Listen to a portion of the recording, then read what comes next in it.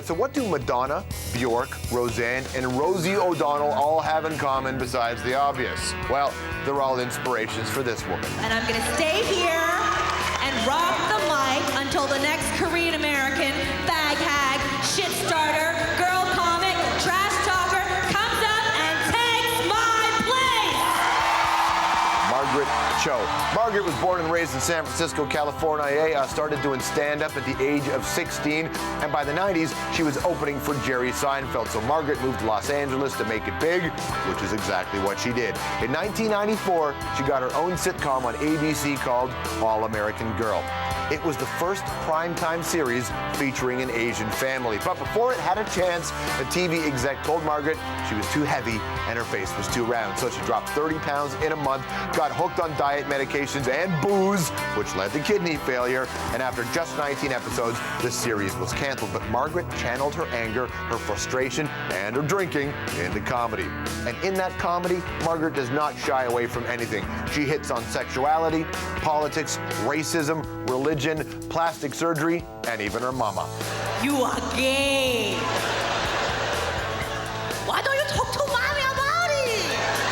Her 1999 stand-up tour called I'm the One That I Want was a huge hit, and it led to a string of tours like the notorious CHO in 2001. I do not need nobody tell me who I am. Revolution in 03. I want to go see the choo-chow ching-chong lady. And Assassin in 05. Why is Viagra everywhere?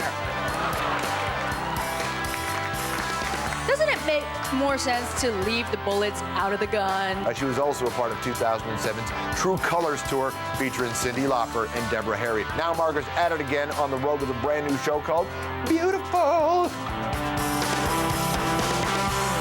Everybody say hello to Ms. Margaret CHO. Welcome to the program. It's nice to see you again. How are you? Great to see you. All right? This is very fancy. It's amazing. Last time I saw you, we were in a little radio studio, and it was just, you were doing your last show there. That's right. And getting ready to do TV. And That's right, my last show on radio before television, Margaret. You were my last guest on radio at the time. So I'm very proud of you. It's you're wonderful. very kind. Thank you. Very wonderful. We've both gone on to be okay. You've done just fine. Thank you very much since then. Yeah, it's okay. You know, beautiful. The tour. What there's significance to the name of that? Well, it's because I was doing a radio interview, and they asked me, what would you do if you woke up tomorrow and you were beautiful?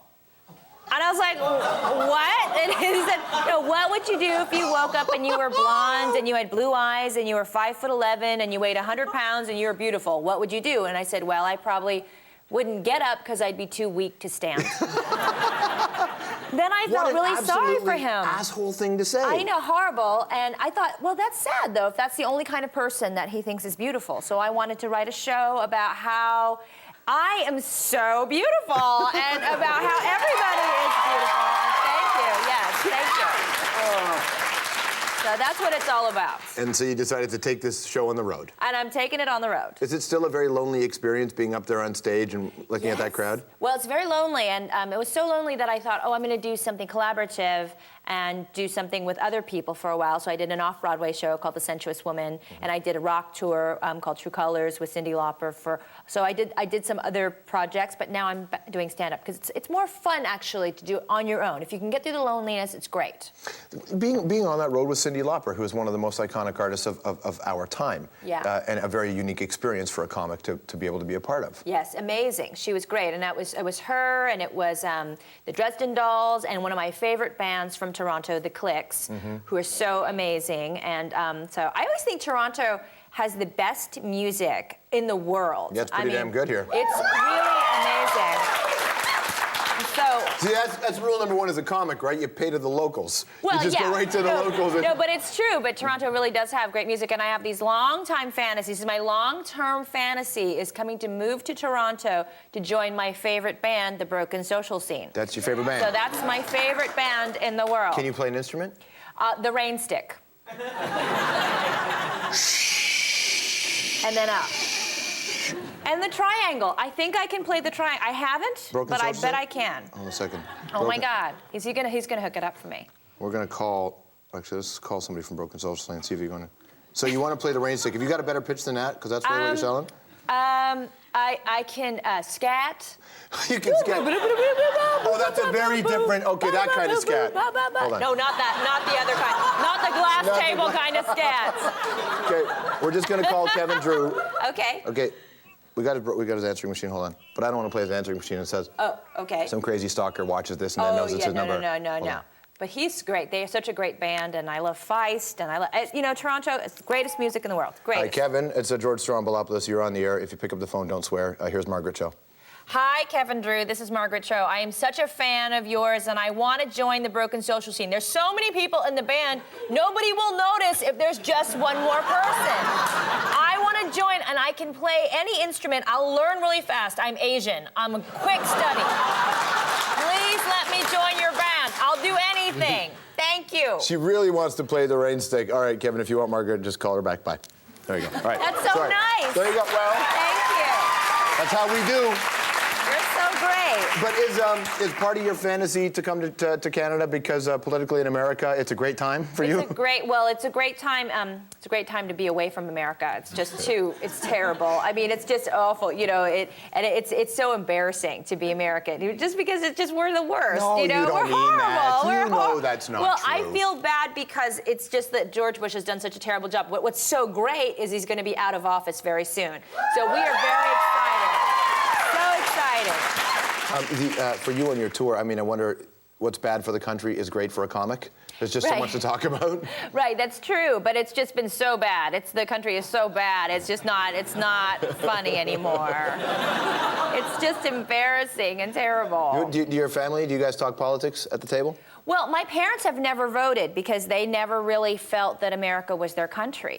They're immigrants and they've never really felt included, which is one of the other reasons I like Barack Obama, because he's very inclusive towards immigrants and all that, and I'm trying to encourage them to vote and be a part of it. Your dad, we saw in the notes on the opening of the piece with you, your dad's a joke writer? Yeah, and I never understand anything he's saying. I don't understand any of the jokes. Wait, now does he write it for those coffee table books or the bathroom books? He writes books for the toilet. Really? Yeah, in Korea, and it just, to me, I don't get it. It's Truly Tasteless Korean Jokes, Volume 5. Okay. I don't really. All right, give me one. I'm not sure. Do you know any? I don't really even know any. I can't really understand. It's culturally specific to Korean identity, and I don't get it. Does he get your kind of humor? No, he doesn't. Well, and I start talking. Anytime I mention like pussy, he's a, just. She's not talking about a cat. No, he just gets all shut down. Was your mother, you talk a lot about your mother in your act. I wonder if at any point you involve her in what you're about to do. Well, I try to. I brought them into this project. Now I'm doing this television show on VH1 called The Cho Show, which is a reality show, which is very exciting too, because I brought the first Asian family to TV. Now I'm bringing the second Asian family to TV, so I'm number 1 and I'm number 2. Yeah. So it's very exciting, and they're wonderful. This is the real one. Like, I know that there was a lot of talk after your first show, All American Girl, that really wasn't.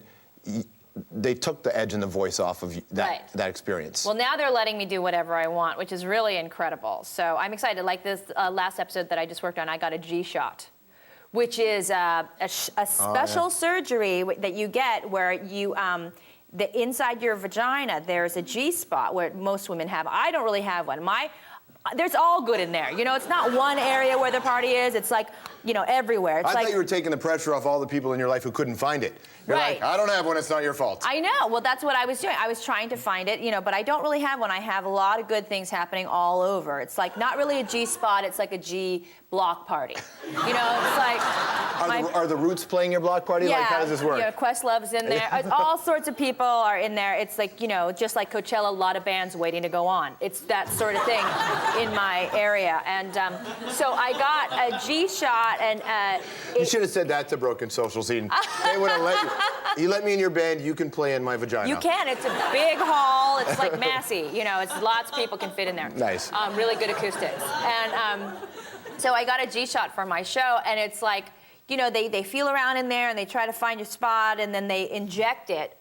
It's collagen, isn't it? It's a collagen with a needle. They inject it. It was really painful. And I still don't, now it just feels like I have a gel insole in there. Like it just feels like there's a boot sock in there or something, like it was too big, it was jangling around, and I had to put a boot sock in. It's like, hey, Margaret, are you gelling? Yeah, I'm gelling. I'm so gelling. So that's it, you haven't noticed, like when you've had sex with that, there's been no more? Well, I've tried to have sex with it, but it's really painful. Really? It's horrible. I don't think it's a good treatment for women. I think it's a good punishment for sex offenders, maybe, but it's not an enhancement. God, man, you think about between your last television show and this television show in terms of a series. It's quite different. You're waking up going, I think today I'm going to inject collagen into my vagina. Right. So that was the episode. I went to go And what get is the statement? Is there a statement in that? Well, the whole episode was about how I thought that my was haunted because I heard all this noise in there, and I was like worried about it,